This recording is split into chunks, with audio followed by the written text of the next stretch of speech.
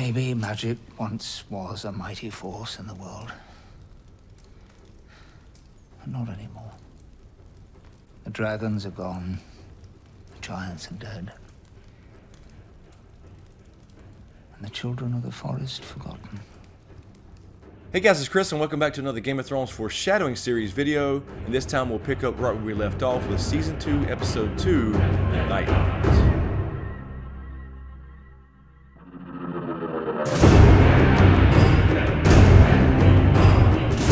So let's pick up right where we left off, and in the first scene we have Tyrion and Shay as they continue to build their tragedy. Cleaning pots? Is that how my lion wants to see me? Your lion wants to see you alive. We've come to a dangerous place. My sister wants to hurt me. She'll look for any weakness she can find. I'm the weakness. It's a compliment, my lady. How is being a weakness a compliment? So we have Shay continuing to be a little bit perturbed that Tyrion keeps trying to hide her. She doesn't quite understand the gravity of the situation, or does she? But also in the next couple scenes, we see this where Sansa and Cersei talk marriage. When will Joffrey and Sansa be married? Soon, darling, when the war is over. Mother says I'll have a new gown for the ceremony and another for the feast. But yours will be ivory, since you're the bride.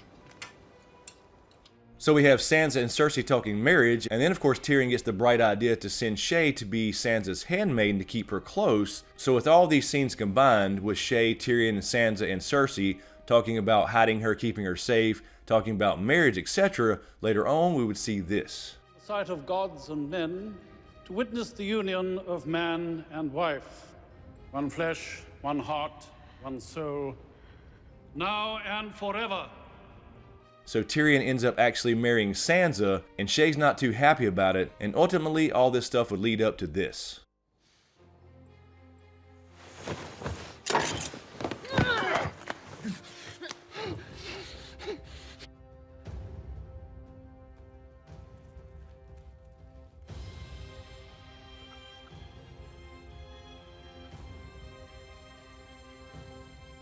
So all this was to set up the conflict between Tyrion and Shay, showing that Tyrion actually loved Shay and wanted to marry her, but had to do his duty as a Lannister and marry Sansa instead. And of course later on Shay feels betrayed, and of course she returns the favor by betraying Tyrion at his trial for Joffrey's murder, and of course sleeping with Tywin. And in our next scene we see Tyrion, as Hand of the King still, come up with his master plan to root out whoever it is that's leaking all his information to Cersei. Brokering an alliance with House Martell of Dorne. Princess Marcella will wed their youngest son when she comes of age, ensuring their loyalty and their army should we need it. Trusting the council with these plans, but the Queen mustn't know. I plan to marry Princess Marcella off to Theon Greyjoy.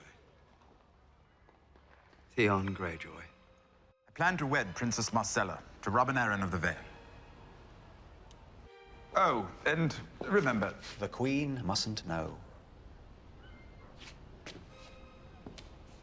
So Tyrion does discover later on in this episode that it is in fact Pycelle who's telling Cersei everything, as he played the little game and told everybody a different story, so he's the only one that could have told Cersei what was going on with Marcella. So of course later on in the same episode we do see this. Get him out of my sight. Throw him in one of the black cells. Oh no. No. So Tyrion has Maester Pycelle's beard cut off and him thrown in the black cells, and of course later on after the Battle of Blackwater, Pycelle would get a little revenge.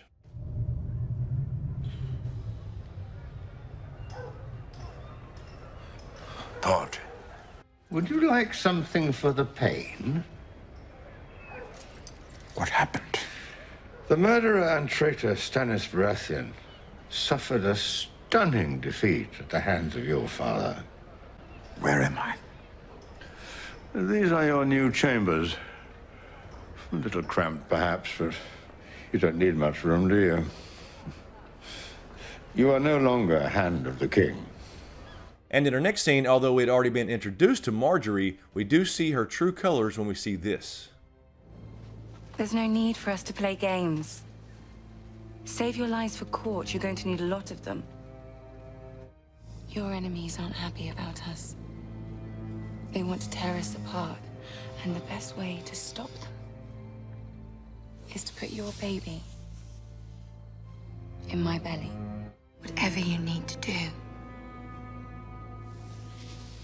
You are a king.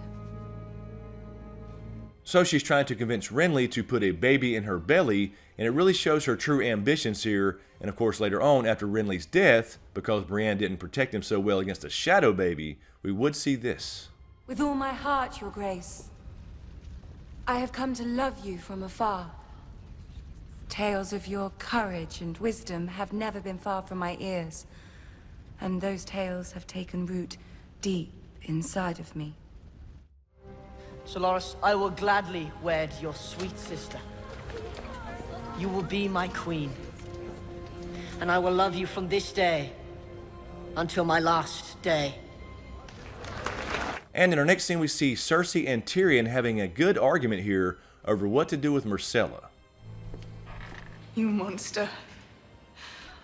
Myrcella is my only daughter. Do you really think I'll let you sell her like a common whore? Myrcella's a princess. Some would say she was born for this. I will not let you ship her off to Dorne as I was shipped off to Robert Baratheon. Dorne is the safest place for her. So she's understandably upset about losing Myrcella, although this is not really a bad plan whatsoever. So while it's understandable that she loves her kids and doesn't want Myrcella to leave King's Landing, she understands this is the system they live in, and this is why she's opposed to it so much. But at this point, we really didn't understand the full gravity of the situation and why she was so upset about Myrcella simply getting married to a prince in Dorne and moving to a different location. But later on, we do find out Cersei's background as far as what she lives by when we see this. Will the king and I have children? The king will have 20 children. And you will have 3. That doesn't make sense. Gold will be their crowns. Gold. Their shrouds.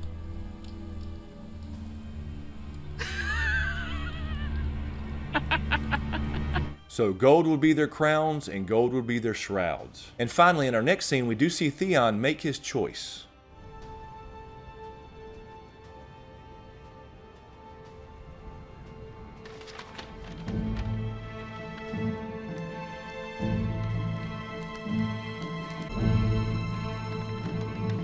So apparently Theon had written a letter to Robb to warn him of what Balon was going to do about raiding the north. So apparently Theon had actually made his choice here after Yara had kind of told him to in a previous scene. He decides to stick with his father out of duty, and later on, of course, we would see this.